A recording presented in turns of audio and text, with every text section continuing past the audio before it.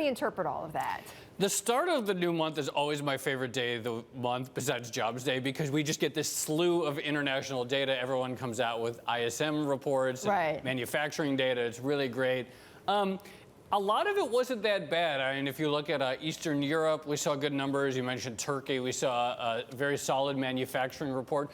There are some signs, I think, that the economic collapse, the really ugly data we've seen in emerging markets is faded. But that Brazil GDP number, horrible consumption number. Awful. That just seems like a mess. And Goldman brought out the D word, depression, as he said, to describe the situation there, and that is very grim. Or right? Obituary. Obituary, yeah. That's like a word you just don't want to hear. No, like a death of a talking about something economic, yeah. No, not at all. So what's going to restore investor confidence there, do you think? The thing with Brazil, it seems like they're going to need to find some sort of resolution or see an end in sight, perhaps, to this corruption scandal. The fact is, it just seems to be getting worse. Obviously, there were multiple arrests, including the CEO of that huge bank down there. People didn't see that coming. Every time it looks like maybe there's some sort of quiet or some sort of light, there's another shoe to drop.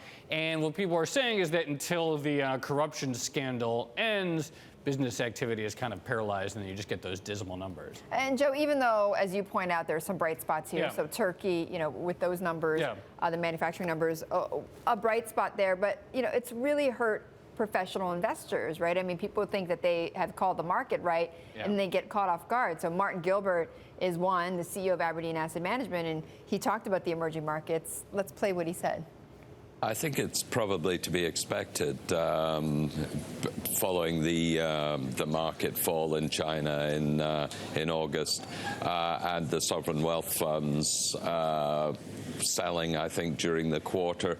So it was really painful for us, but probably with the benefit of hindsight, probably to be expected.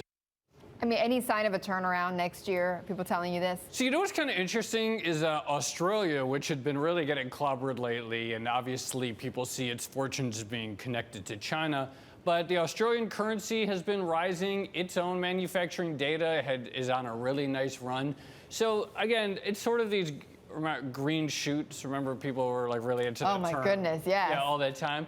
I think maybe there are some green shoots on the global economy, but even China's own data, their manufacturing data last night, worse than expectations. And so nothing really vigorous that you can hold on to. And of course, but even us here, though, Joe. That's exactly right. I was just going to say that. It's not that good. We got weak ISM data this morning, and there was some really ugly data yesterday from some of the regional surveys. So nothing to really hold on and say we're back. But so maybe some bright spots, but nothing that people feel too confident in. No, I mean, it does feel that way. Just when you think everything's going great, then you get an ISM number like that, and it makes you go, wait a minute. Okay, let's not get ahead of ourselves here.